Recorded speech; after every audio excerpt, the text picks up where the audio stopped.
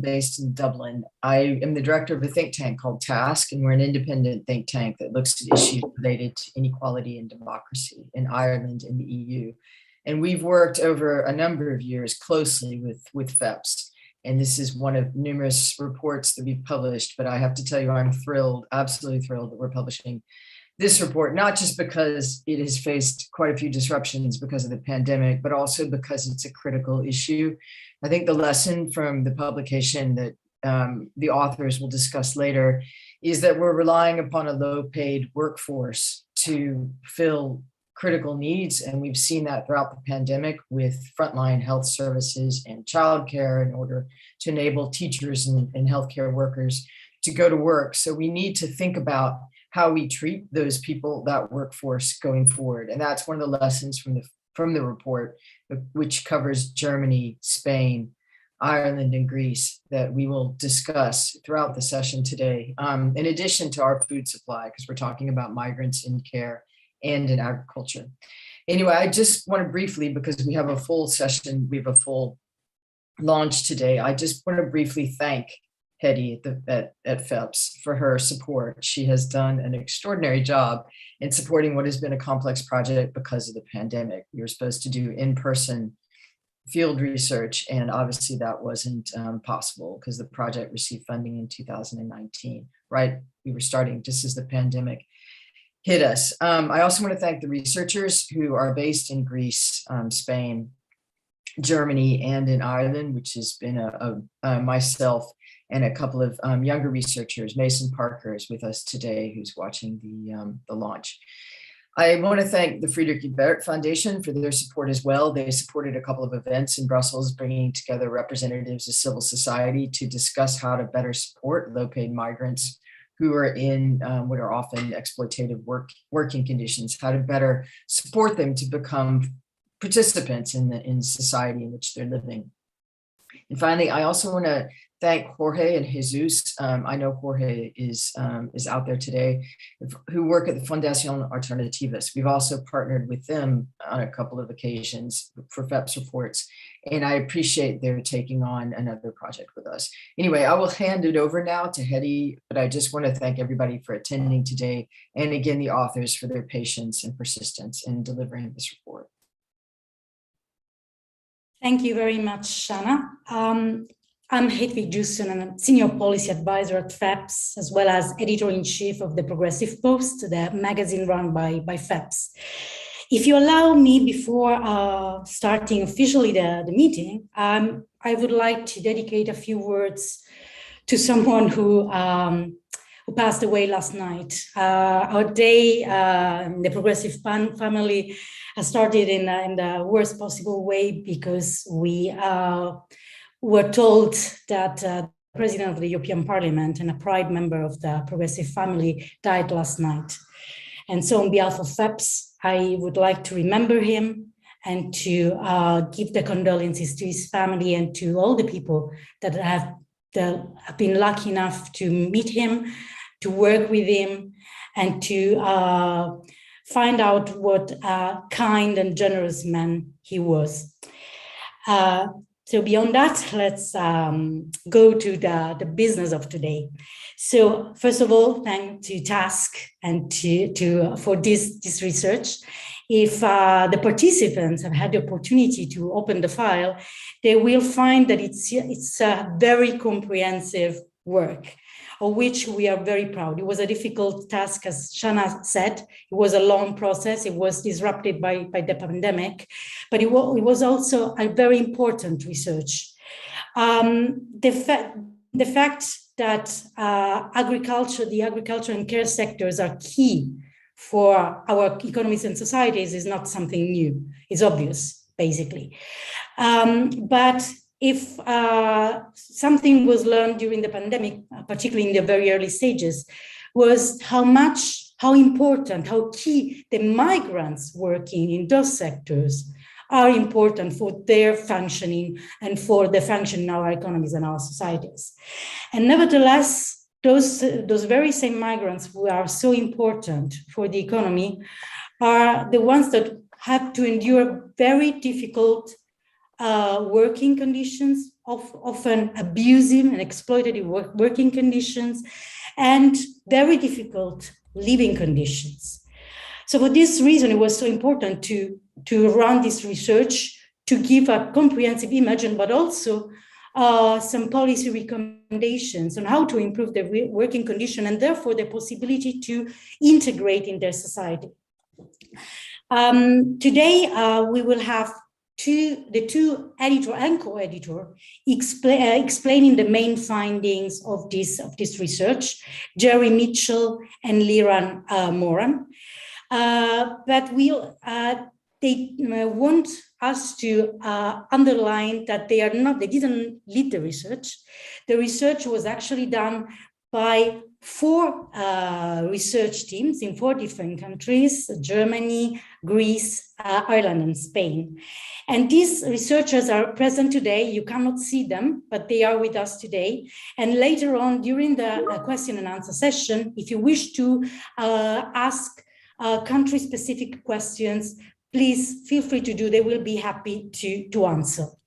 So just let me remember names. They are Flaminia Bartolini for Germany, Apostolos Papadopoulos and Lucia Maria Frazia for Greece, Jorge Savincente Feducci, Carmen Bizan and Arantxa Zaguirre Altan for Spain, Shana, Cohen, Fotis Vergis, and Mason Parker for Ireland. And I apologize everybody for having mispronounced their names. So now the floor goes to Liran. Liran, are you with us? Yes. To Liran Morav, who is doctoral candidate at the Department of Sociology at the University of Cambridge, and then to Gerry Mitchell, who is social policy researcher and working mostly on inequalities. They will explain us the main findings of this research, and then the floor will give us to the next speakers who will react to this research finding. Thank you so much, Liran. The floor is yours. Thank you, Hedy, and thank you everyone for being here. It's a real pleasure. My name is Liran, and together with Gerry, I'll be highlighting some of the key findings from a 2-year research project that looked at the living and working conditions of migrants employed in 2 critical sectors and their impact on the social cohesion in 4 European countries: Germany, Greece, Ireland, and Spain. Next slide, please. So the countries in our sample are all countries that rely on large migrant workforces within their respective agricultural and care sectors. The findings of the study are primarily, but not only, based on interviews with migrants and a range of stakeholders, which allowed us to understand the dynamics of migrant workers' social and civic lives in each country, a theme that we feel often goes missing in current research on migration and integration. Next slide, please. On average, migrants make up roughly 13% of EU member states' registered key worker base. In most countries, they tend to concentrate in so-called low-skill professions. The actual share of migrants in key occupations, though, is almost certainly higher due to the high proportion of undeclared workers in low-status occupations in all European countries, including in agriculture and care, of course. As you can see on the slide, for example, migrants are overrepresented in both agriculture and care across Europe. Next slide, please. So despite the growing reliance on migrant key workers to operate critical sectors, negative perceptions about them persist across Europe. Part of the reason for this is that a substantial minority of Europeans hardly ever interact or form any relationships with migrants or migrant workers. So more than a third of Europeans, for example, say that they interact with migrants less than once a year in the workplace, which is one of the places where migrant key workers, for example, make their greatest contribution. This is according to the Eurobarometer 468 released in 2018. With this disconnect in mind, we decided to ask, how can the EU and EU member states develop informed, effective, and socially cohesive integration policies for the increasing number of migrants employed in agricultural care? We will now discuss some of the findings from the country case studies, starting from those concerning the working rights and conditions of migrants in agricultural care. And I'll leave it to Gerry. Thank you. So the work that migrants do in agriculture and care is commonly physically demanding with long hours for low pay. And As Hedwig said, it is characterised by exploitative practices such as violation of minimum wage regulations and unpaid overtime. Dependence on employers for accommodation, for example, is common, as is geographical and/or social isolation. During the pandemic, as Hedwig said as well, migrant workers have been particularly vulnerable to job losses, pay cuts, curtailment of working rights, and hazardous working conditions. Agriculture and care currently exist in a grey zone of labour enforcement and regulation. Regulations that do apply are often inferior to those in other sectors, exempting employers from paying unemployment insurance, for example, or making it easier to fire people without compensation. Legal loopholes lead to abusive practices being allowed to continue. In Spain, circular migration, the GECO scheme, which has received EU aid to facilitate it, by the way, used to employ female Moroccan seasonal workers in the harvesting of strawberries, is seen by government as a best practice. However, its system of recruiting we know is discriminatory. Employers hire almost exclusively Moroccan married women with children whose rates of poverty and illiteracy are extremely high, who often don't speak Spanish. And they do this to ensure a cheap, submissive labour force who they know will return to Morocco at the end of their contract. Social isolation, overcrowding, poor accommodation, and a proliferation of breaches of contract and labour abuses have all been reported. Low rates of unionisation were also found across our case studies. In Ireland, for example, a recent survey of meat processing plant workers found that the majority did not belong to a trade union, and this is key. However, 60% reported injury on the job, 62% believed they did not have enough training to do the job, and over 40% did not have or were not aware of having a contract. Racism, discrimination, and bullying are also widespread. Next slide, please. So the report also documented migrant workers' living conditions, and the first quote on the slide is from a local government official in Western Greece, where an estimated 6,000 to 10,000 migrants arrived to work in peak seasons. And the second is from a UN inspector talking about the conditions that he saw in Spain of seasonal workers in 2020. And the last is from, and that one in the middle, it says that far worse conditions than a refugee camp. And then the last one is from a care worker in Greece, but could be from a care worker in any of the countries that we researched. So, as we said, many agricultural migrants live in very dilapidated, overcrowded housing. We're talking about sheds, for example, greenhouses, self-made shacks, without basic amenities and separated from towns. That they live in these conditions signals a statutory government level unwillingness to protect their right to decent housing. And it also perpetuates a dynamic of exclusion whereby segregation, spatial isolation, a lack of planning by local authorities can result in social tensions, which obviously further undermine the social cohesion and the integration that we're interested in. So while, and it's also important to say that while agricultural workers are geographically isolated, as the last quote from the care worker showed, care workers are often isolated within their employers' homes. So for example, in Germany, 80% of care workers are live-in migrant workers, and they often have little to no contact with anyone outside their employing household. And obviously this absence of social contact deprives them of sources of information about their working rights, which could potentially lead to an improvement in them. Next slide, please. Okay. So this is a picture of a camp of seasonal workers. It's in Spain. It's the conditions that I was talking about earlier. 90% of seasonal workers are involved in the harvesting of, 90% of workers involved in the harvesting of strawberries in Spain are migrant workers, 90%. And this is their living conditions. The agricultural sector would basically struggle to survive without temporary or seasonal migrant workers. Next slide, please. And this is just another picture, a bit blurry, but you can see some of the detail of an illegal settlement without any basic amenities. And the other important point to say is that migrant workers who live in this housing find that they can't register with local authorities to obtain access to healthcare, for example, or begin the process of obtaining a legal residency, so that they're stuck. That they may try to get themselves out of this, but then they find themselves stuck in this. Next slide, please. So these temporary shelters can often burn down. So this is obviously a picture of a camp on fire. Migrant workers lose everything. And it is local NGOs, not local governments, NGOs, who step in to provide drinking water, all the things you'd need, warm clothes, emergency assistance.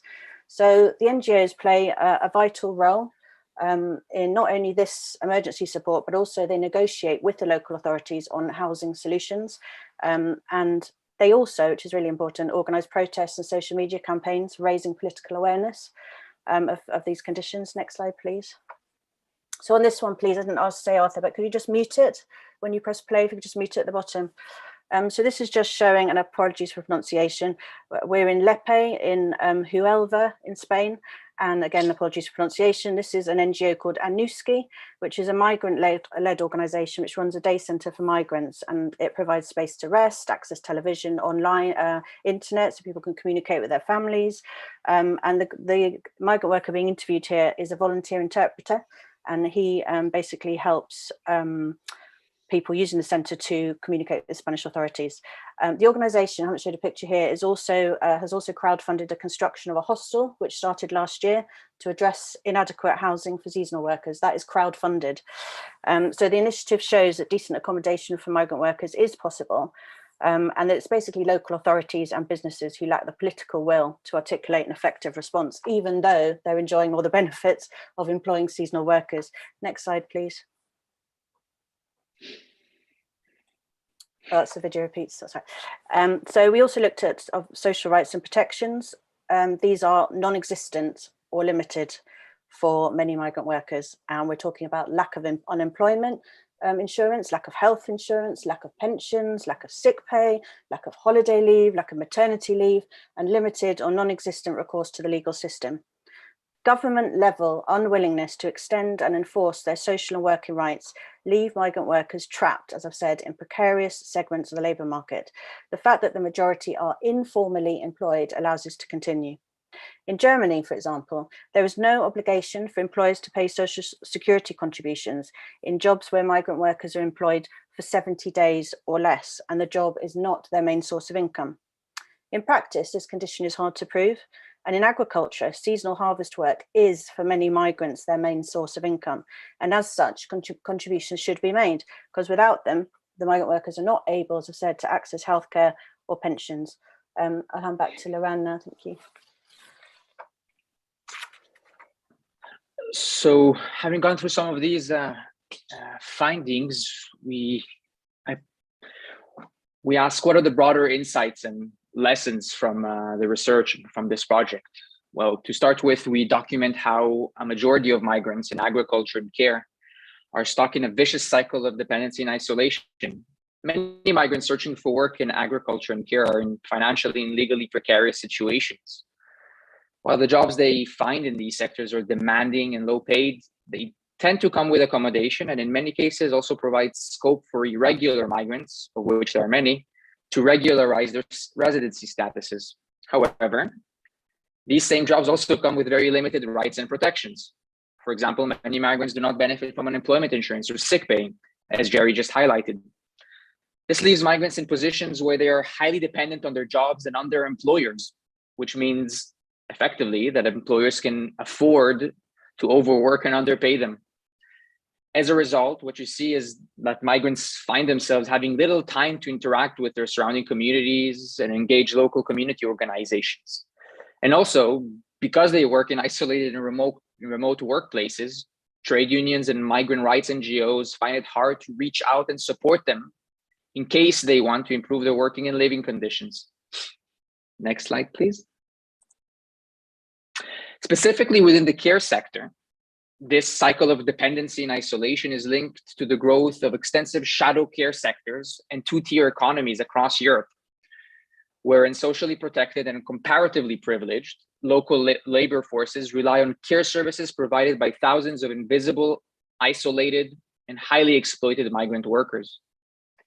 The aging of Europe's population and the unwillingness of European states to expand public care provision to meet growing demands have resulted in a situation where migrants have become basically a cheap, unofficial stopgap solution to the growing care needs of European families and to Europe's care crisis more generally. This situation, we think, is unsustainable. It is dangerous, illegal, and starkly opposed to European core values. And what's more, governments are complicit in perpetuating two-tier economies in many ways. Their limited efforts to protect migrant care workers is what perpetuates their status as cheap and exploitable sources of care labor. What European governments should do instead, we would argue, is ensure that migrant care workers are protected and celebrated as part of a broader effort to reform care provision in Europe and reshape the care narrative across the continent. Next slide, please. So just to give you a very quick example from section 5 of the published report, we wanted to illustrate the differential employment conditions of migrant care workers in Greece. And to do this, we show you a graph from the report, which is based on a 2011 Greek census data analysis performed by Apostolos Papadopoulos and Lucia Maria Fratzea, who were researchers in this project. The two blue bars highlighted with green boxes on the left-hand side indicate the percentage of care workers in Greece who work more than 45 hours a week. As you can see, migrant carers are more than 5 times as likely to be overworked than Greek care workers within the care sector. Of course, the extent of overwork and exploitation and the general harshness of the working conditions is understated in this graph, in large part because most migrant care work in Greece is performed by undeclared workers who are and often undocumented workers as well. Next slide, please. Another key contribution of our research is that it demonstrates how civil society actors, and more specifically trade unions and NGOs, can and do engage with migrant key workers and provide them with effective platforms to connect with local communities, as well as effective platforms to source information about their employment rights and actively participate in solidarity-based campaigns to improve their social rights and working conditions. This, we believe, is the main added value of the study. Throughout the report, we document numerous best practice case studies involving NGOs and trade unions. To mention just two representative examples, first in Ireland, we document the activities of the Gort Resource Centre, a Dublin-based NGO that supports female migrants employed as home care workers. Among other things, the center runs free workshops on the issue of sexual harassment and supports victims of sexual harassment as well, which is a recurrent problem in care employer households. In Germany, we detail the critical role played by the Free Workers Union, the FAU, in supporting 200 Romanian seasonal workers who went on strike early in the pandemic when a large farm employer in Bornheim in West Germany refused to pay them their wages and statutory social benefits at the end of the work season under claims of insolvency. The union provided the striking workers with legal advice and supported their demonstrations. And as a result, they were able to sue their employers and recover much, if not all, of their unpaid wages. Next slide, please.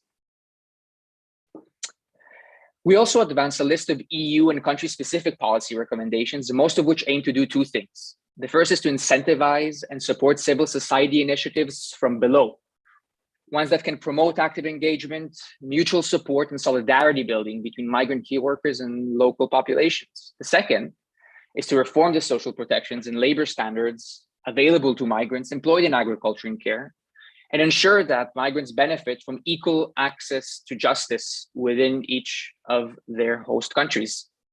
That will be all. Thank you very much. Thank you very much, Liran and Gerry, for this overview of the research, which is much wider and has so many interest points. It was a very difficult task to reduce to these 10 minutes, 12 minutes, a research which covers pages and pages of data and findings and information about the conditions of migrants in the agriculture and care sectors.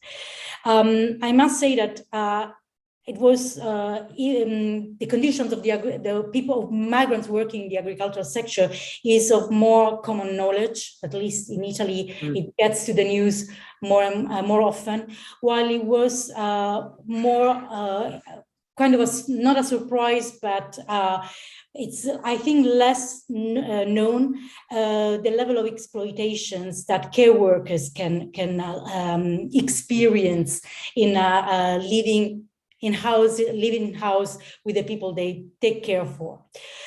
I would now give the floor to our three next speakers to get their impression, the first reactions about this research and the findings, and to ask them what their take on this and what can be done at European national level to improve the social cohesion of these low-skilled migrants, these migrants who are employed in these considered low-skill employments.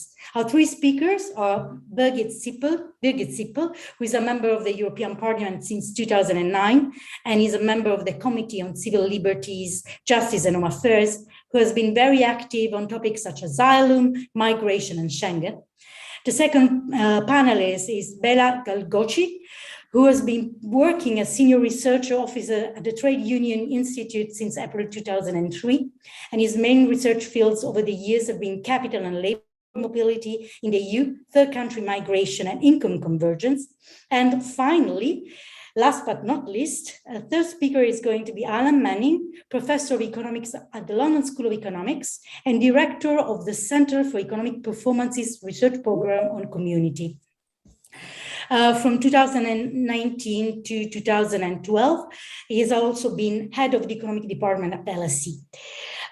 His expertise is on labor markets, including the impact of migration. So I would now give the floor to the first speaker, Birgit Sippel. Birgit, the floor is yours. Thank you very much, and thanks for inviting me, and thanks for the study. I think we all know some of the very poor and sad living and working conditions of migrant workers, but to have a study and look into different situations and different countries is even more helpful. And to be honest, I'm again shocked when I see the pictures of how we deal with migrant workers. And I think one of the speakers just talked about modern forms of slavery, but we could also compare this from my personal point of view with situations that we had in Europe at the beginning of industrialization. So we easily could talk about capitalism and exploitation of workers. And that's really an interesting thing, because on the one hand, we have actors saying we don't want to have any migrants, and on the other hand, all these poor situations clearly show that obviously there is a need for migrants to come into our labor markets and do some work. And what we now have to ensure is that this is happening, but this is happening without social dumping in wages, and all the bad conditions that we see. To that extent, I'm happy that we have this debate today. We are also having debates here in Parliament and in the PES to have debate how to advance integration and inclusion of people.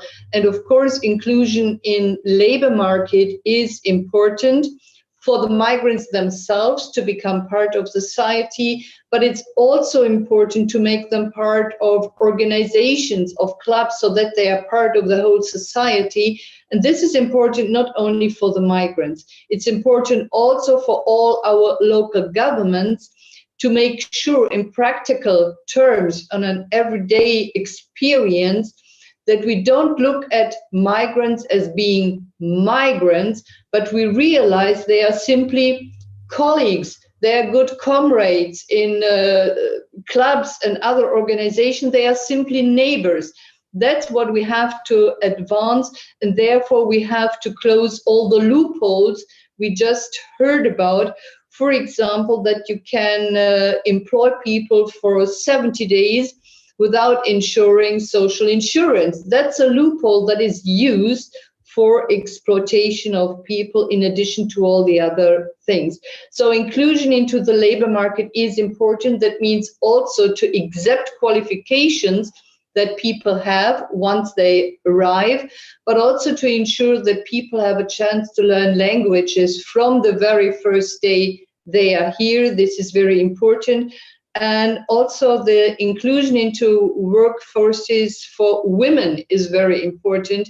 So to avoid that they are isolated in their families and get a chance to become part of our societies. So equal pay is one thing. I also mentioned already the question of social insurance, which is also an important issue.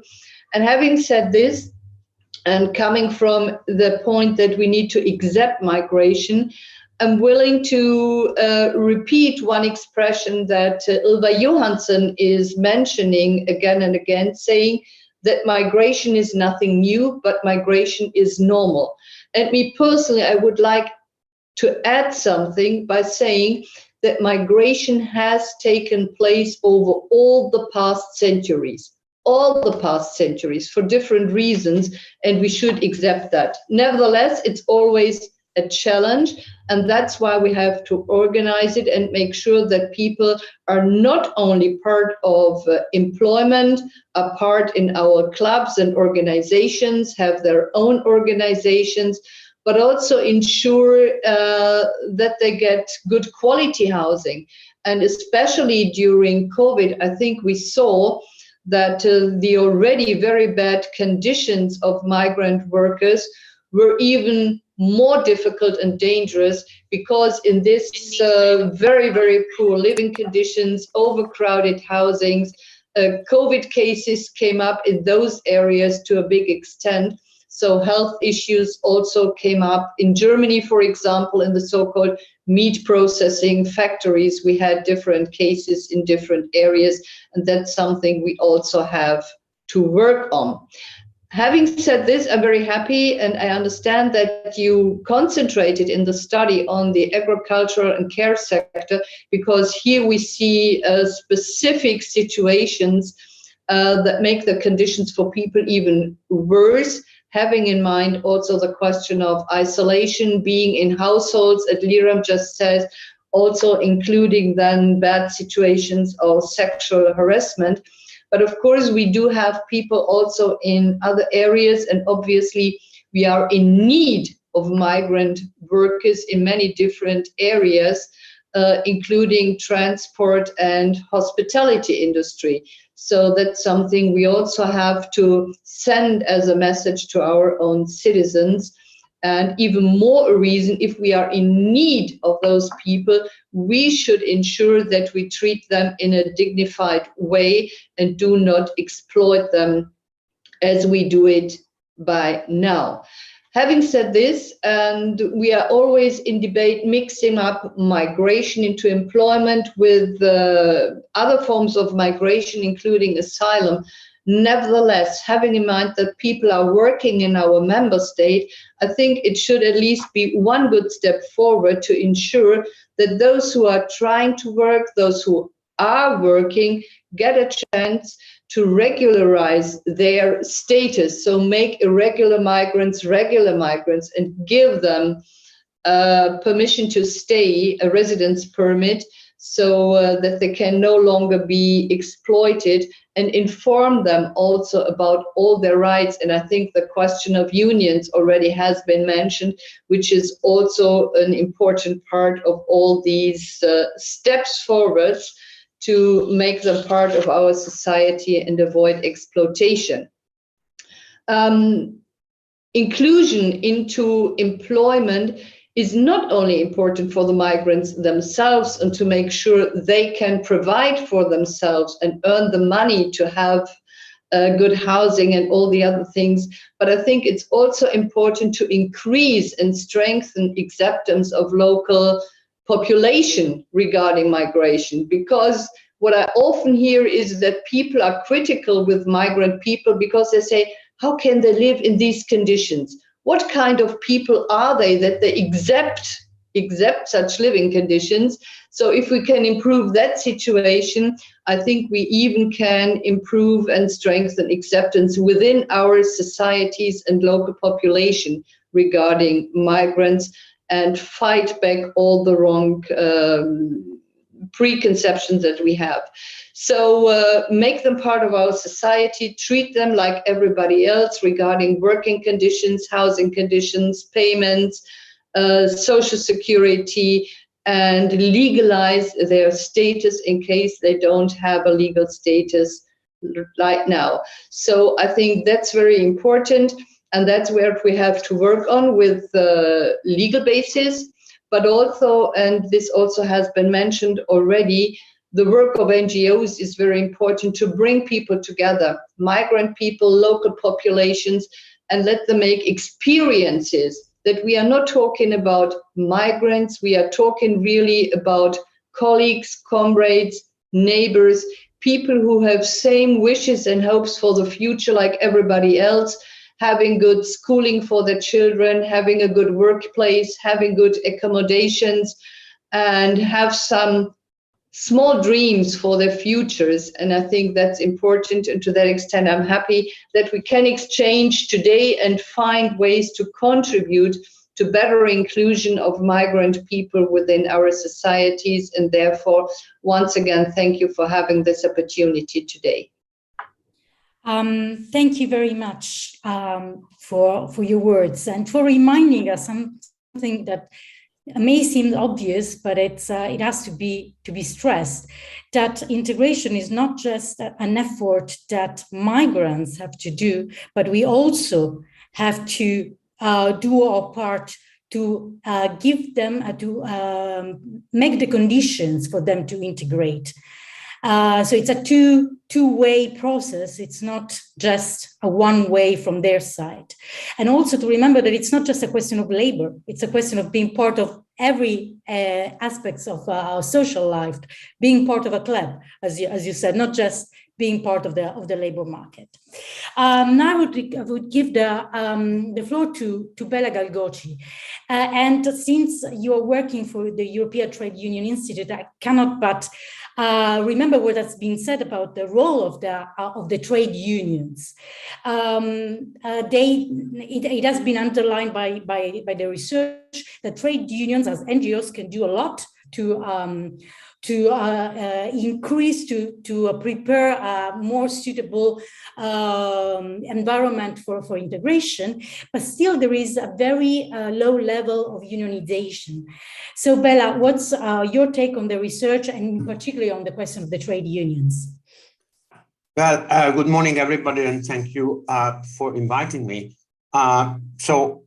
Before I come to your questions, just to mention that in the last couple of years, we had a major research project on the labor market integration of refugees and asylum seekers. So that was a specific project that was partially looking at similar aspects of inclusion than as this project.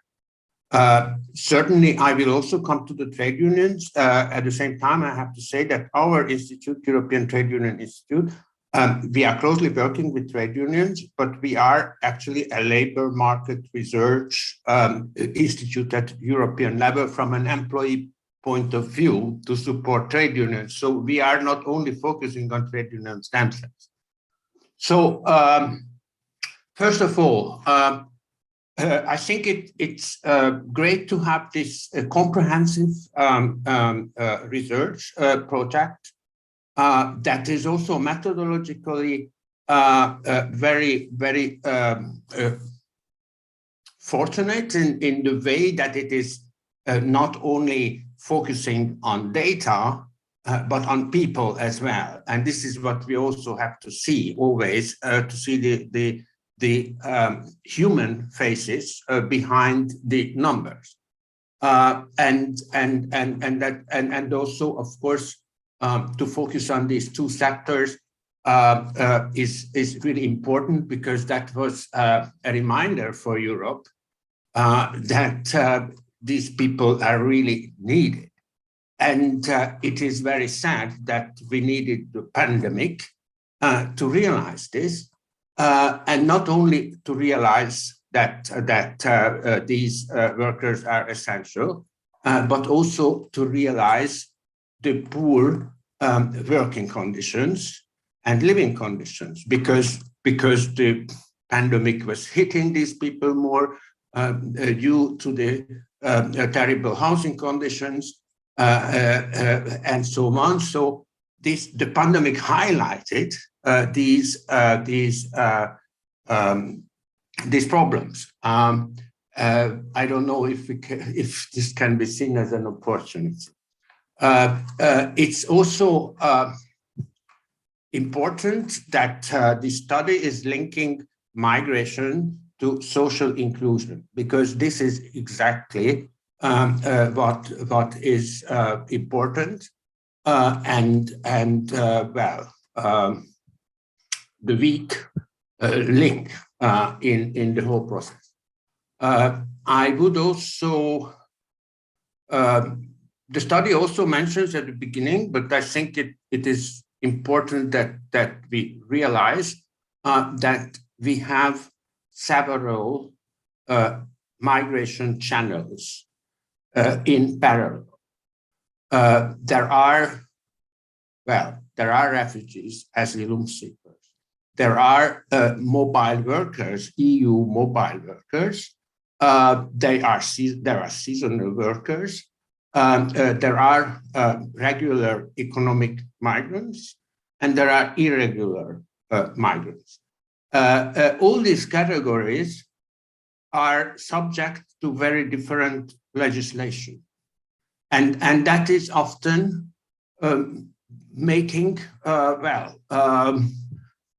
issues and difficulties. And Europe, the EU, but also at national level, the policy framework is not prepared to handle this. But even more, we know very well that the EU doesn't have a comprehensive migration strategy at all. With all the efforts, it doesn't work at all. And we see the effects of that. And indeed, the most I would say that labor market integration is really important. So integration is not only about the labor market, but that is really essential. And in a formalized manner, and with decent working conditions. And this is where the legislative framework is simply not proactive. It is not helping. Because we also know that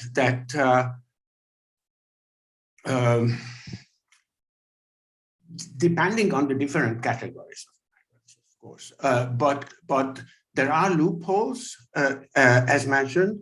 There are huge timely delays, for example, resulting in that certain people, and it's not only asylum seekers, that are finding themselves in limbo because they have to wait for the residence permit, but without the residence permit, they are not eligible for social security, and so on and so on. And the different categories and the procedures of the legal processes take a very long time. And for this time, these people are just nowhere. And not protected at all. They cannot take part in language courses. They don't have, so this is the most terrible thing. And that appears in all the countries. There is, of course, also the political framework at national levels is not very favorable.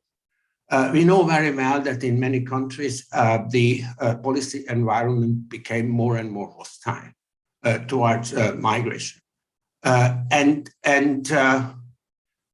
with the government changes in certain countries, we were looking at, for example, Italy in that regard, Denmark also. Austria, as the policy environment became more and more hostile, the situation of migrants, they were cutting benefits. They were excluding certain groups from social security. So it was very difficult. And the interesting thing was that when there was a positive change in the policy framework, like it was in Italy and then in Austria, then somehow the negative environment didn't turn back. Yeah, so it is an interesting political pendulum that was always going to the right, but to the left it was much less. Anyway, it is just to mention that. So for trade unions, it has been and it is a central issue. First of all, working conditions, health and safety. Trade unions have, the ETUI itself is maintaining a migrant net. It is called the Migrant Net, which is an information exchange platform. It is also mutual help between trade unions of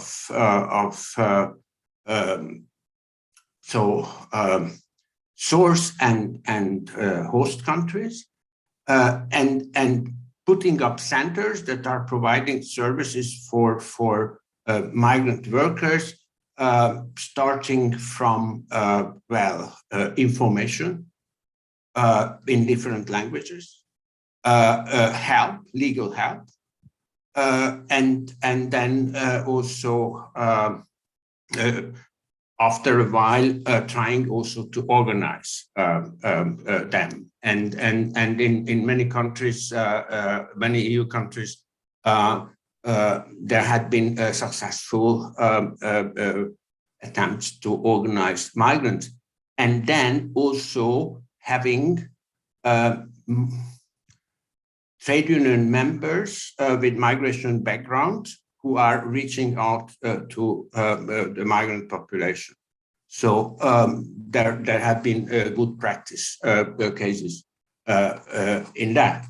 So we also have to see, of course, that for trade unions, it has been also a challenge to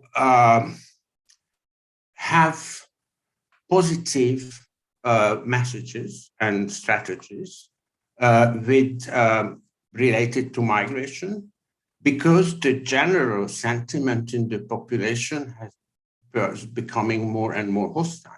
And trade unions also have a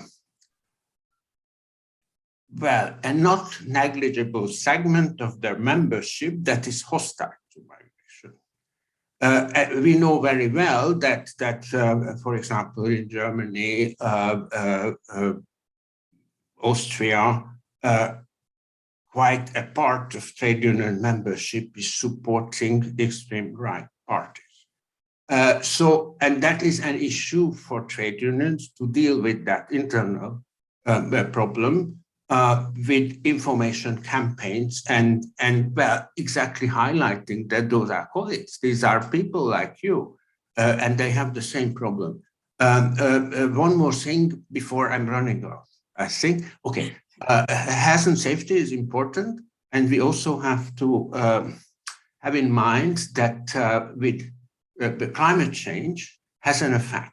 It is not only going to have an effect on migration in the future, but for example, in Spain, in the agriculture sector, in Andalusia and so, the summer heat is affecting those migrant workers in the agriculture. And there were reports that some of them had to work at night because during the day it was not anymore possible. So policies are also needed to tackle. Thank you, and sorry for all. Thank you very much, Béla, and thank you for putting the fingers on a series of things that I found very interesting. First of all, thanks for underlining the fact that our research focus on people. I mean, through the interviews, it looks at people and not just the data. This is something that has to be underlined, I believe. And also because the research links migration and social cohesion. And also, I think from your words, what I take is that also from your research emerges one thing, that in spite of the different contexts, legislative context, socio-economic context, there are similarities in all the countries, in the ways, in the living and working conditions of migrants employed in these two sectors that need to be taken into consideration. From Greece to Germany, you mentioned Denmark, you mentioned Austria. There are similarities in their situation. Now, our last speaker is Professor Manning. You are an economist, and my question is, of course, always the same. What's your intake from the research? But if I could also ask you something about what emerged from the research, the fact that many of the migrants employed in these two sectors tend to be trapped in them. They have difficulties in getting out of it. The research was not the scope of the research was not to look at the origins, the roots of this, but it could be interesting maybe to find out, to know what your opinion is on that. Thank you. Okay, well, thank you very much for the invitation to comment on this report and the very interesting presentations. I mean, I'll try and answer your question in the course of my remarks. I mean, I think, you know, the simple but right answer to the question of, you know, how can we improve migrants' conditions and social cohesion is by giving migrants equal rights and the ability to exercise those rights. And basically, it is to take the view that they are sort of people who are members of our society and should be treated as such. And what the report makes very clear is that we're falling a long way short on that. And the pictures that Gerry presented in her presentation made that very clear.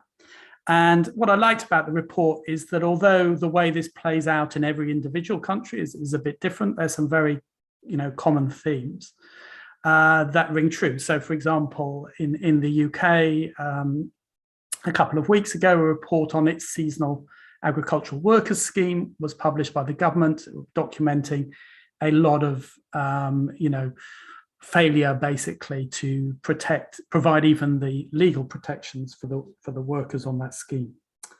And, you know, and I think we fall short of equal rights in sort of three areas, as Béla said, sort of in different types of workers in different ways. So sometimes we institutionalize unequal rights through the design of visas and migration schemes. Sometimes on paper, migrants will have equal rights, but in practice, that falls a long way short of that. And then there are also irregular migrants for whom, you know, their rights are sort of very unclear, ambiguous at all. And I agree with basically the report that, you know, I think that the aim of policy should be, we should be aiming for equal rights. Having said that, I do worry a bit that there are some difficult trade-offs in here, particularly difficult for those on, you know, the progressive side of politics, where immigration has been a very difficult issue to navigate. And I think the people who got one of the trade-offs a bit clear is sort of Philip Martin and Martin Roos with what they call their numbers rights trade-off, which is basically that as you increase the rights of migrants, what you're going to happen is that the number of migrants will fall. That as you improve the conditions that you offer migrants, that there will be fewer of them. And, you know, why does that happen? well, that happens because these sectors become dependent on migrants because the combination of pay, conditions, and status are such that very few of the local born workers will take these jobs. So they become dependent on migrants because the migrants are exploited. And if you reduce the exploitation, you will end up reducing the dependence on migrants. Just to make that kind of concrete, if you live in the Gulf or in Singapore, you can hire a full-time sort of domestic worker, maybe a carer, but more general domestic worker for under 10,000 euros a year. And many households do that. I think 20% of Singaporean households have a full-time live-in maid. And there, so there's a lot of migration. Now, in European countries, you can hire a full-time live-in domestic worker. It's just that if you go through the proper channels, it will cost you a lot more than 10,000 euros a year. And as a result, very few people do that. It would be very unusual. There are some, but it's not very common. And in many countries, as the report makes clear, those who are using that kind of option are often not going through the proper channels at all. So though, but you see very high numbers of migrants in places like the Gulf and Singapore, but they're treated quite badly. And so this is what I sometimes think of being the sort of quandary on the progressive side of politics, which is that what people want are generous employment rights, a high level of employment rights, a generous welfare state. They want equal rights for migrants and locals, and want a liberal, open immigration policy. And I think the question is often whether you can have all of those things in exactly the way that you would like, or whether there's some difficult trade-offs involved there. Now, I don't have the answers to those questions. I worry about that myself. But I do worry that there are some trade-offs in there that are quite difficult, and often we sort of don't perhaps talk about them as much as we should. Thank you.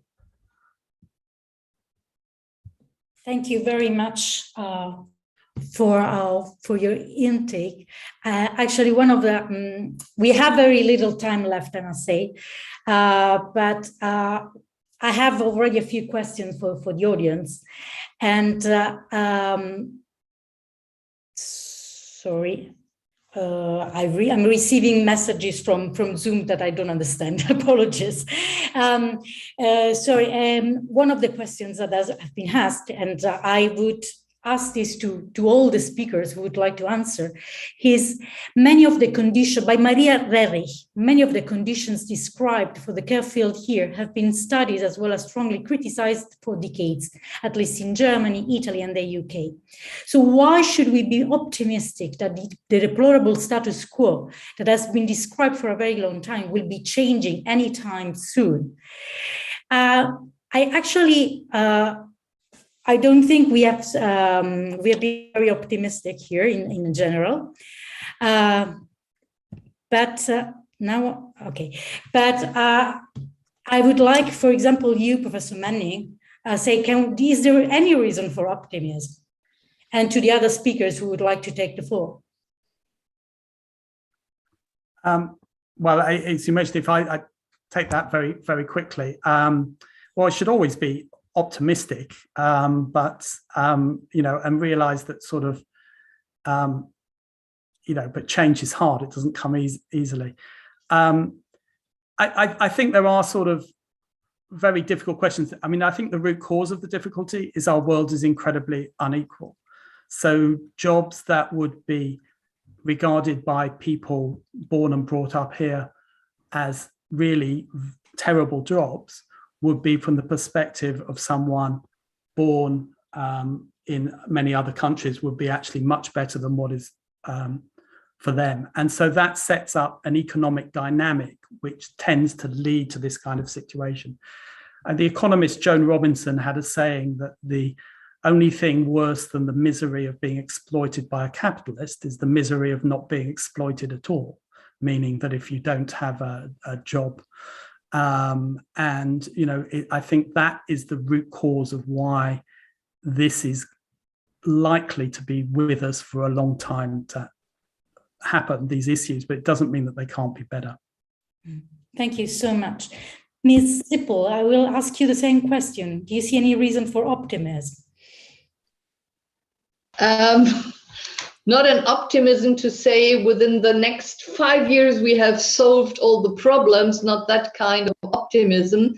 But I think we are in a situation where there is a chance to further steps in improving the situation. Talking about, for example, the situation of caring workers in Germany, partly linked also to COVID, there is a moment that we realize we do need additional staff, at least this, both in caring homes, but also in private homes. And we don't have the people. So if we want to get on board people who really care well for our beloved persons, then we do need to change things. We need to change the working conditions, the payment conditions for everybody working in this sector. So there is a need to change things. And obviously around Europe, not everybody is any longer willing to work for poor living conditions. We also have to, when it comes to caring works, let's be honest, in Germany, we have this point that some families say, oh, we need to care for my old mother, but we can't afford it. So we only have a chance to take these women from Poland who then have to stay at home for 24 hours a day, 7 days a week, and so on and so on. But I think this is not really true. Very often they are not doing geriatric care. They are doing the household search. They are there to make sure someone is there if anything happens. But that shouldn't be done based on exploiting persons. And sometimes even caring home might be a better solution than exploiting people. It depends on the conditions in the caring homes. So that's the bigger effort that we have to do. But I think there is a point, because we see it at least at the example from UK. After UK left Europe, they have a lot of problems because many people left the country. So I think that could also be true if we would tell all the migrant people, whatever the channel is, why they came in as employees, as asylum seekers, whatever, if we would tell all those migrant people to stop working at the very same time for 1 or 2 weeks, we would see how much we need them. So, but if we need them, as I said, then we have to make sure. And inclusion, I think, it's not a fast solution, but inclusion is of major importance. Very often you find citizens who complain about migrants being too many, changing their environment, and you say, but you know, Mohammed is your colleague. Oh, I don't talk about Mohammed, he's my colleague. I talk about all the others. And then you say, but Fatima, you are going to school with her, you are organized. Oh, I don't talk about her, she's fine, she's a good comrade. I talk all about all the others. So inclusion is one of the main aspects, and it's lasting some time to make people realize these are simply persons like you and me. So I'm not that optimistic, but I have the impression that also due to some challenges due to COVID, some other developments on the economic level, there is a moment to at least make some progress. And on European level, it's especially difficult because all the debates about social security, they are not totally in the hand of European Union. They are still to be solved on national level. That makes it even more difficult. And we only have a chance to partly work on it when it comes to employment. And even here, we've seen over years difficulties for fair wages and same payment for everybody. But there is a chance, and we have to keep up engagement. That's the only way to make some progress in this area. Thank you very much. I would like now to ask to pick 2 questions from the question and answer box for our researchers. So we'll call them on the stage.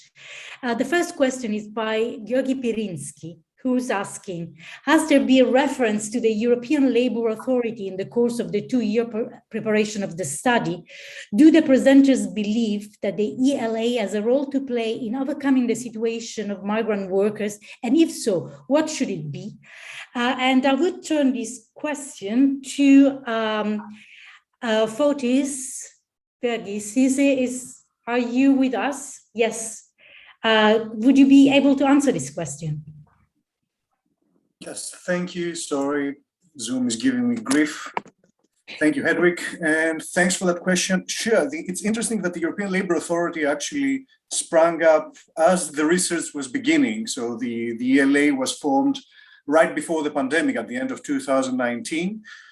So essentially its competences were clarified during that time, and we did take it into account in our report for sure, because as Béla and Alan already highlighted, there are two basic problems here. One is the problem of fragmented regulation, the fact that we have various different categories of workers with different standards of labor rights.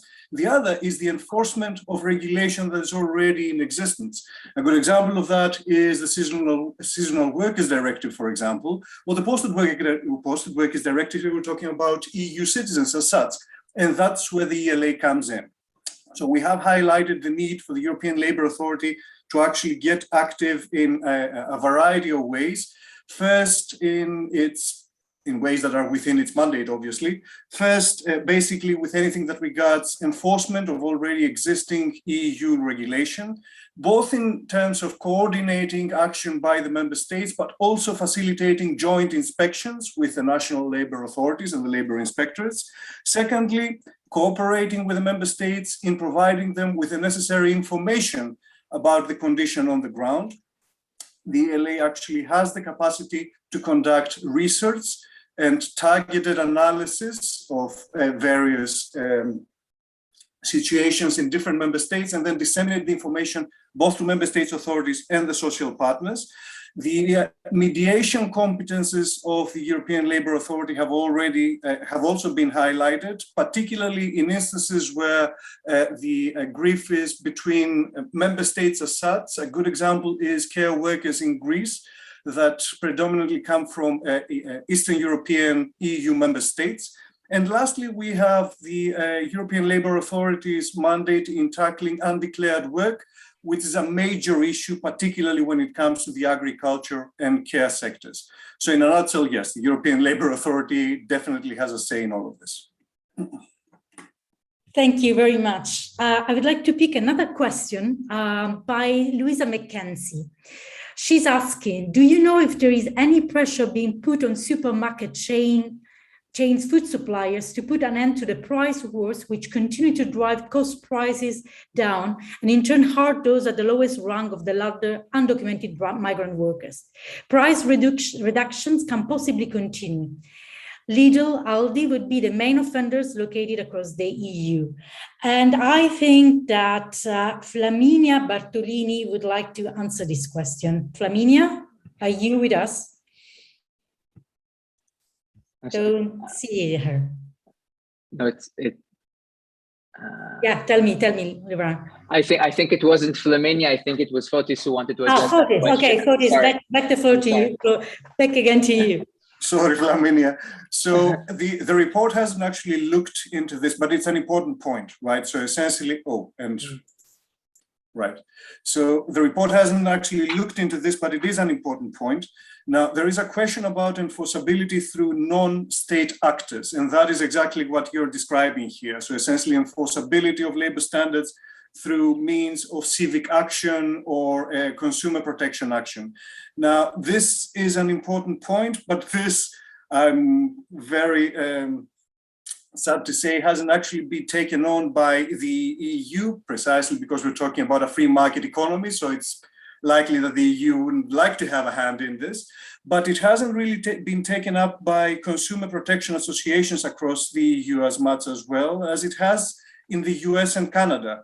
There has been research, equivalent research about this, about similar initiatives in the US on seasonal agricultural workers on tomato fields. There is some work by NGOs in southern Italy, but there's nothing comprehensive and nothing really targeted as what your question implies.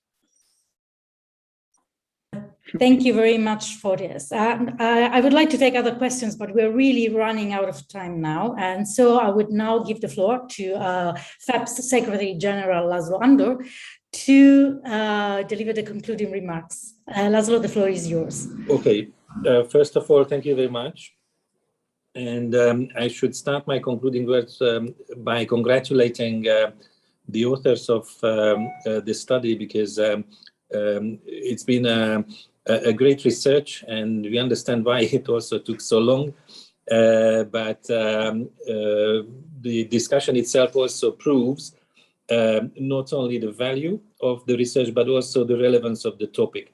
So I would like to conclude this session today, but definitely not close the FEPS work and the FEPS cooperation with TASC and the Friedrich Ebert Stiftung on in this field, because of course we can say a lot about the past, but since the latest comments also pointed to the activity of the European Labour Authority, there is now a big question of how effectively European policy can tackle the issues, the tensions, the controversies in the context of intra-European migration.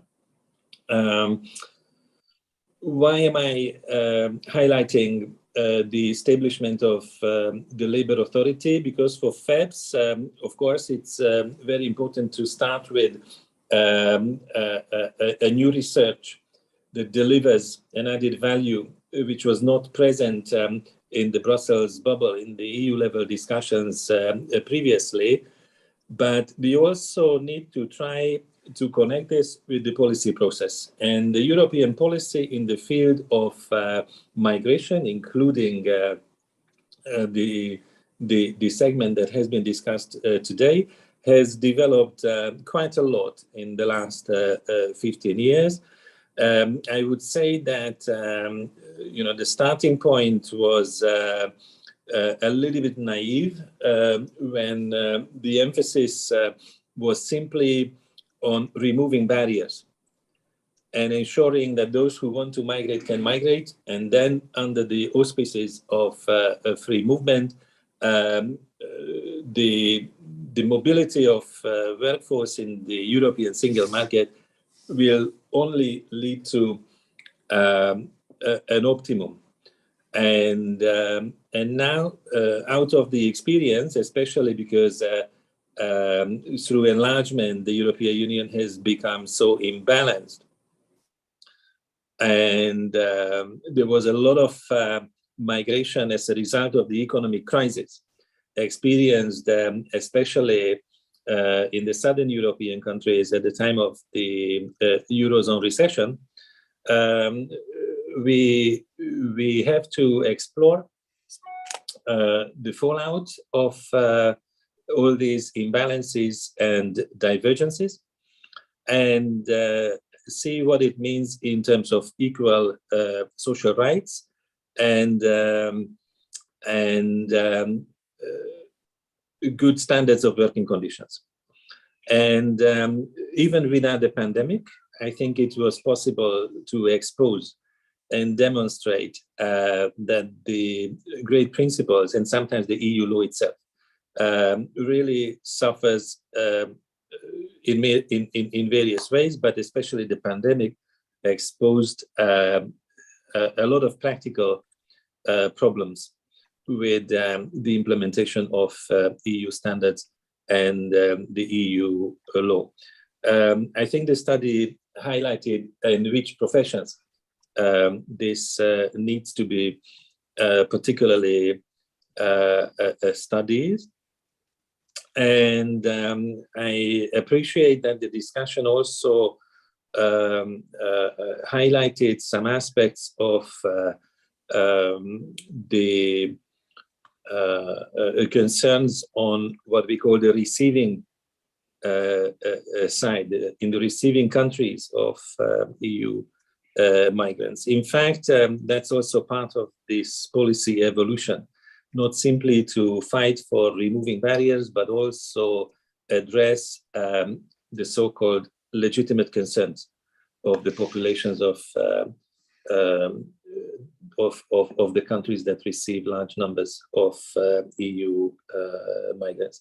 The point I like to make is that there are also many legitimate concerns on the so-called sending side, the countries of origins, because of the impact on their own labor markets, the demographic trends, the loss of very significant cohorts of young workforce, well-trained people who don't mind working in a distance and undertaking long journeys, very, very inferior working conditions sometimes, and thus sometimes developing a feeling of being a second class. So not simply ending up in a peripheral workforce in the countries which they travel to, but also in terms of developing a kind of new EU periphery, which is the source of cheap labor, where the same social standards do not apply. And even if altogether cross-border mobility is not enormous in Europe, don't forget that in a quantitative sense, we still cannot speak about more than 3 or 4% of the total EU workforce being active in another country than the country of birth. But this has very significant implications in specific professions, specific sectors, and serious consequences on the perception of the nature of EU integration between very diverse countries and regions. So how to overcome these imbalances, how to ensure that the same social standards and the same labor law can apply across countries of the European Union is something that still needs to be explored, and I would certainly like to see a continuation which widens the geography of the empirical studies and